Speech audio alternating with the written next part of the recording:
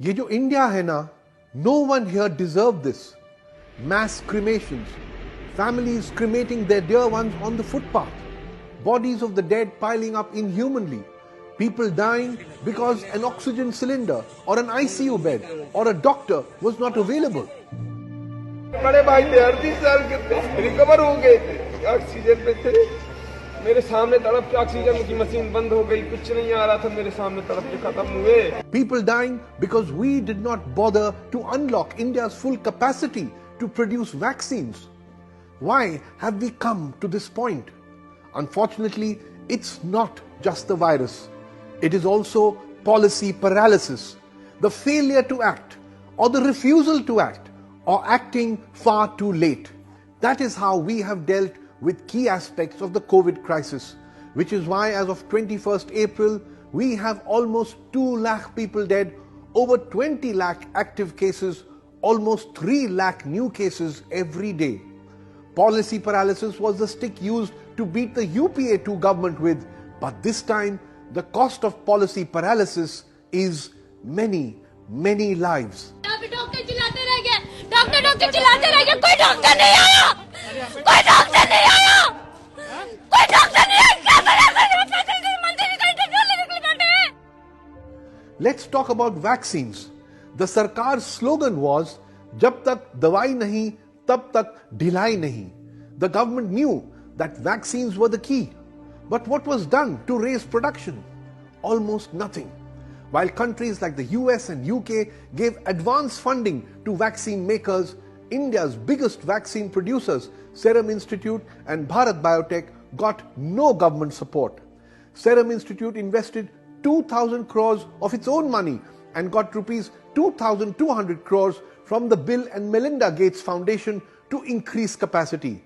Bharat Biotech relied on internal resources. But why did Bill and Melinda Gates have the wisdom to support India's biggest vaccine maker and not our own government? By August 2020, the US government had invested 44,700 crores, $6 billion across several vaccine companies including Moderna, Pfizer, Johnson & Johnson, even while they were developing and testing vaccines. That is what governments do. They think ahead. Why did we let all these months go by? Why did we wait till 19th April 2021 to advance 4,500 crores to our vaccine makers?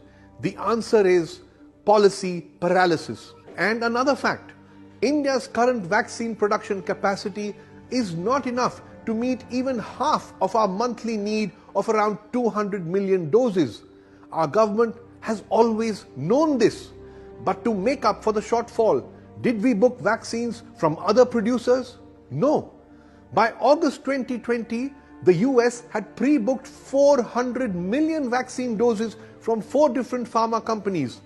The European Union had pre-booked 800 million doses by November 2020. Do you know when India placed its first vaccine order? And that too only for 16 million doses? In January 2021. For a country of 1.3 billion people, why so little? Why so late? The answer is policy paralysis. Only now, with the second surge raging, with deaths and active cases at all-time highs, only now has our government asked foreign vaccine makers to bring their vaccines into India. But those companies are now overbooked, pre-booked.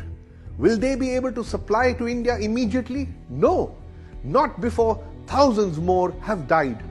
Lives that could have been saved. In the last 2-3 days, along with me, the entire team, we are receiving calls from families which are literally begging to us, crying and asking, "Sir, get us one bed. My mother is dying. My son is dying.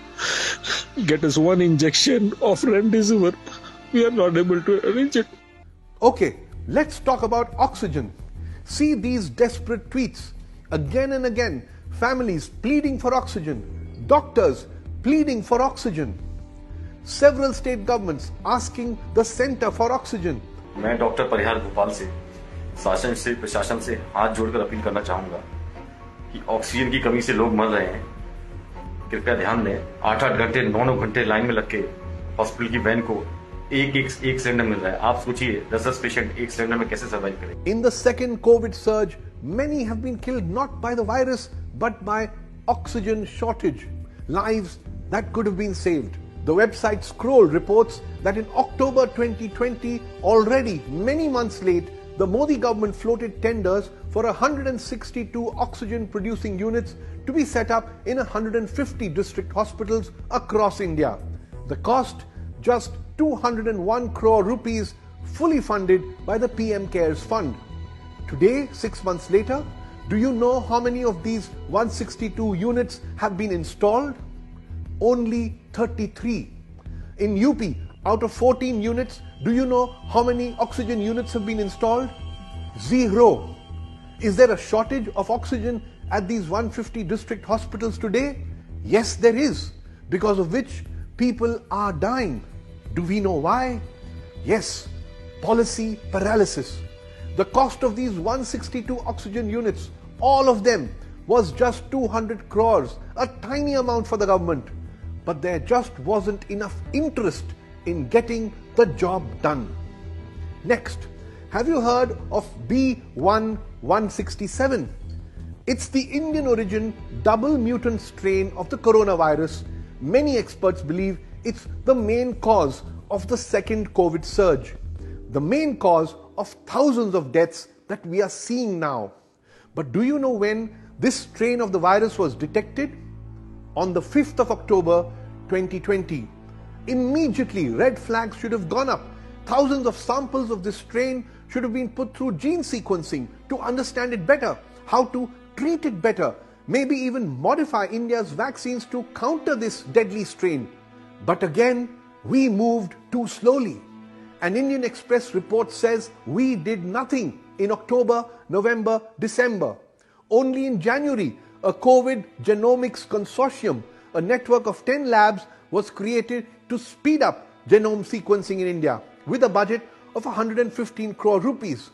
But it's April now and these labs have achieved very little. Do you know why?